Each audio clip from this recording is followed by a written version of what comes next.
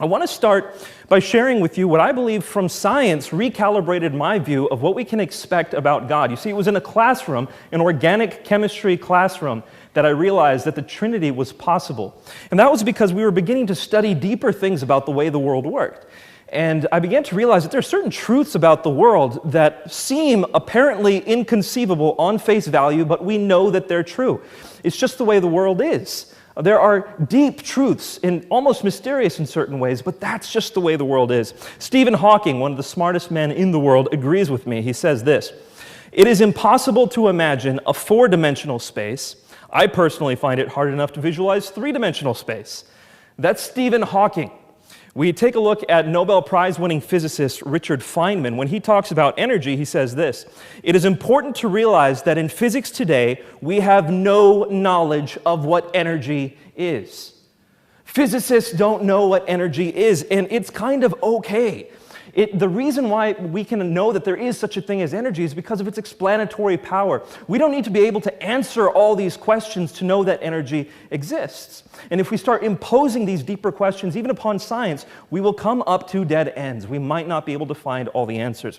As I said, I will have a chance to come back to deal more specifically with some of the arguments that Nabeel raised, but I want to deal with something right away that he asked me to answer for. He's saying, when we criticize the Trinity as Muslims, are we failing to take into consideration the fact that Muslims have some idea of a mystery of God as well?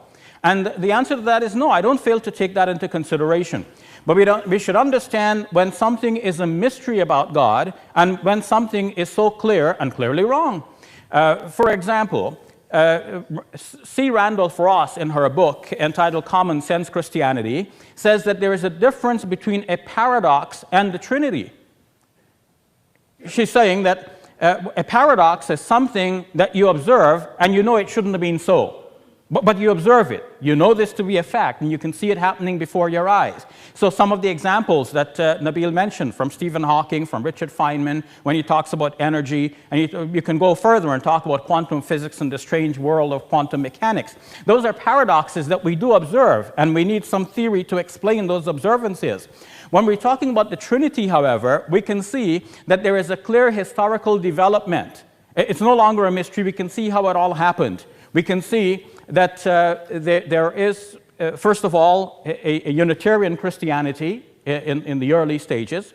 And then we have a Binitarian Christianity where we have now two persons who are God. And eventually there is a Trinitarian Christianity. Now there are three persons. So we go from Unitarian to Binitarian to Trinitarian. So that's my second point of my three. I said we'll talk about 3 points. So my first point was T for text.